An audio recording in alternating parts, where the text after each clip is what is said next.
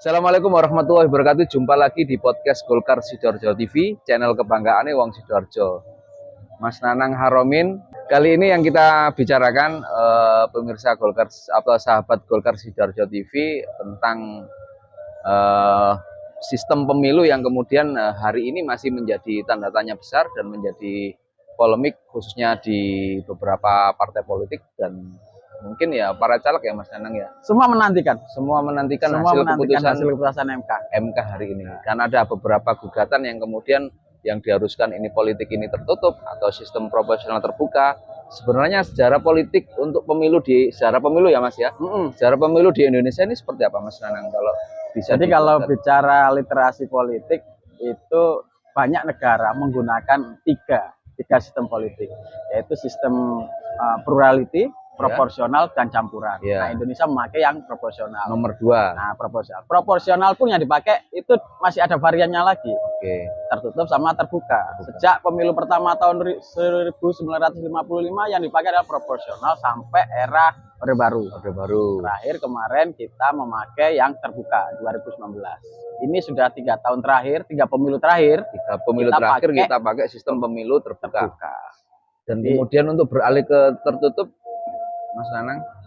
Ya, secara psikologi orang tiga periode 15 tahun ini cukup memberikan psikologi bahwa pemilu yang biasa dilakukan di Indonesia ya terbuka. Jadi ketika ada wacana digugat di MK dan mau dijadikan tertutup, sedikit shock lah, sedikit membuat orang kaget karena semua pikiranti hari ini, persiapan hari ini caleg-caleg dan partai itu adalah persiapan untuk pemilunya yang ini kan masyarakat awam ini kan sebenarnya kan harus perlu tahu, perlu kita kasih edukasi nih Mas Nanang.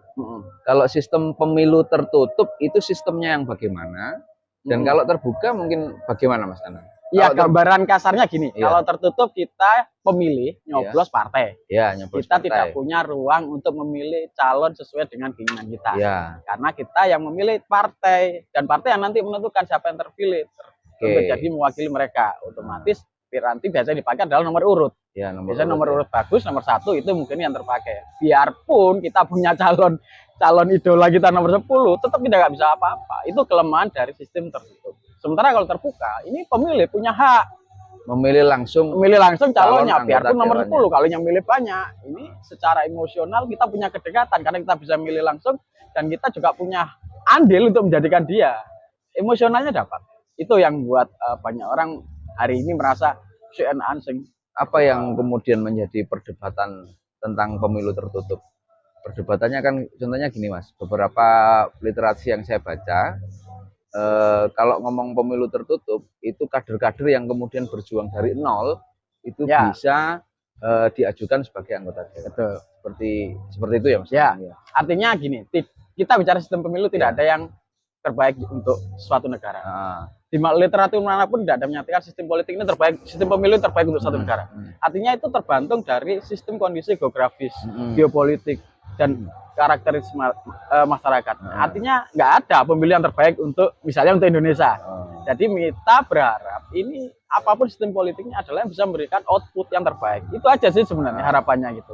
Nah hari ini kita bicara tertutup, ini banyak yang merasa aku nggak punya ruang, pemilih nggak bisa terlibat.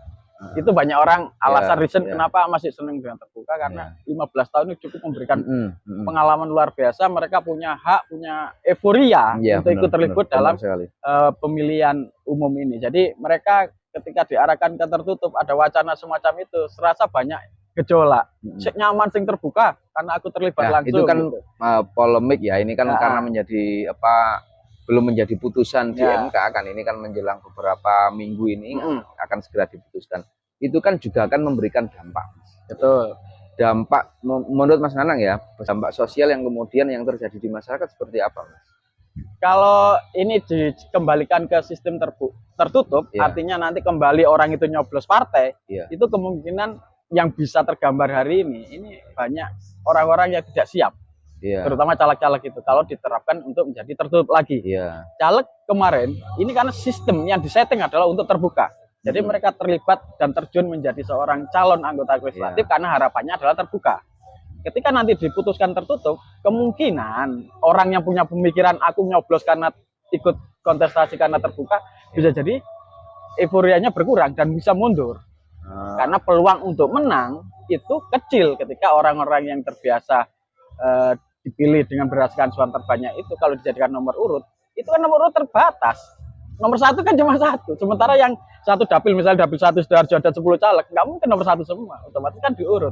Nah, yang nomor satu berarti kan diuntungkan. Iya, diuntungkan. Nah, sementara 2, 3, 4, 5 sampai seterusnya akan merasa dirugikan dengan nomor urutnya seperti itu. Nomor 1 diuntungkan karena sudah jelas. Nomor 2 itu masih harap-harap cemas. Berharap cemas ya. Harap cemas. Sementara 3 sampai 10 misal dapil 1. Habis peluangnya. Kalau nggak menunggu situasi yang luar biasa terjadi misalnya.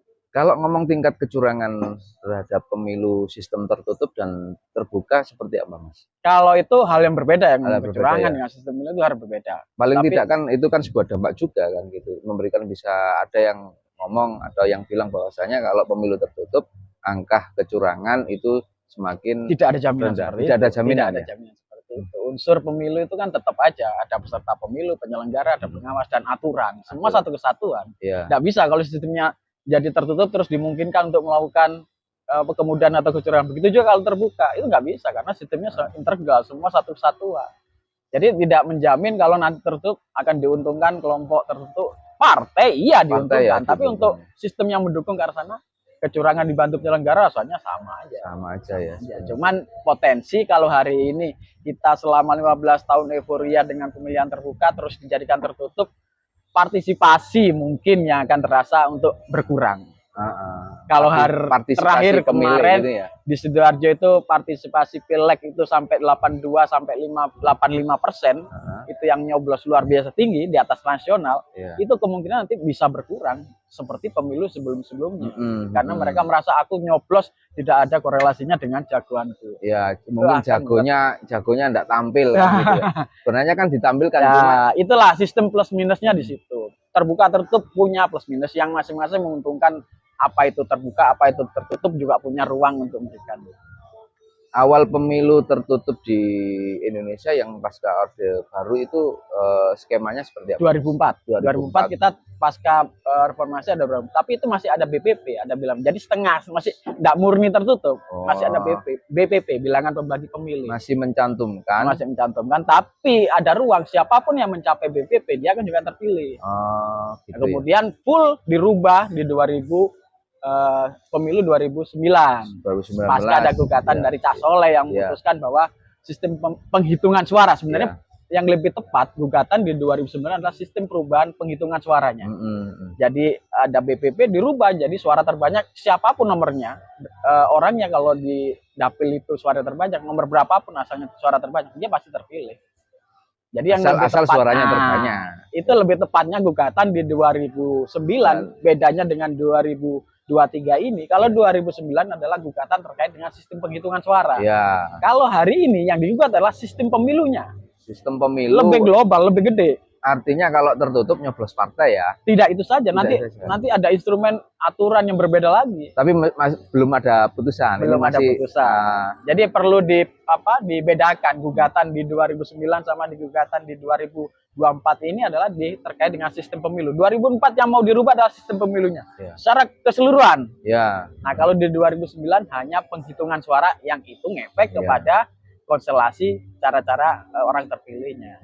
Jadi lebih luas lagi sebenarnya. Ini kan beberapa fraksi yang kemudian di DPR kan menolak pemilu secara tertutup. Memang tidak siap. Tidak siap memang ya untuk partai-partai itu ya. Mungkin lebih fair ya, misalnya kalau hari ini gugatan diajukan oleh teman-teman yang mengajukan ke MK itu diterima tapi diberlakukan di 2029. Kemungkinan. Mungkin itu lebih fair karena ada persiapan teman-teman yang nyalek hari ini, partai yang juga mempersiapkan kaderisasinya juga lebih fair, lebih panjang prepare-nya. Sementara kalau hari tiba-tiba berubah, settingan sudah terbuka jadi tertutup kan berubah semua. Termasuk penyelenggara, kasihan. Kertas suara modern desain ya, berubah semua ini. Berubah semua. Hari karena desainnya sudah untuk terbuka semua. Hari ini kan KPU sudah menyiapkan beberapa desain, contoh desain yang kemudian ini yang menjadi sistem pemilu terbuka. Termasuk Undang-Undang 7 hari ini sudah cenderung untuk terbuka karena Senlek sudah diatur di 2007 di Undang-Undang 7 itu nomor 7 itu. Jadi kalau ini berubah juga sih panjangnya harus dilakukan. Ya, inilah sistem pemilu yang kemudian masih menjadi pertanyaan. Apapun itulah kita berharap yang terbaik untuk Indonesia. Harapannya terbuka atau tertutup bisa menghasilkan anggota dewan yang bisa betul-betul mewakili, menjadikan aspirasi warga ini terwakili. Itu harapan kita sih, nggak ngomong terbaik terbuka atau ngomong terbaik tertutup. Masing-masing punya pilihan plus minus. Yang penting adalah menghasilkan output pemilu yang terbaik. Itu sih sebenarnya.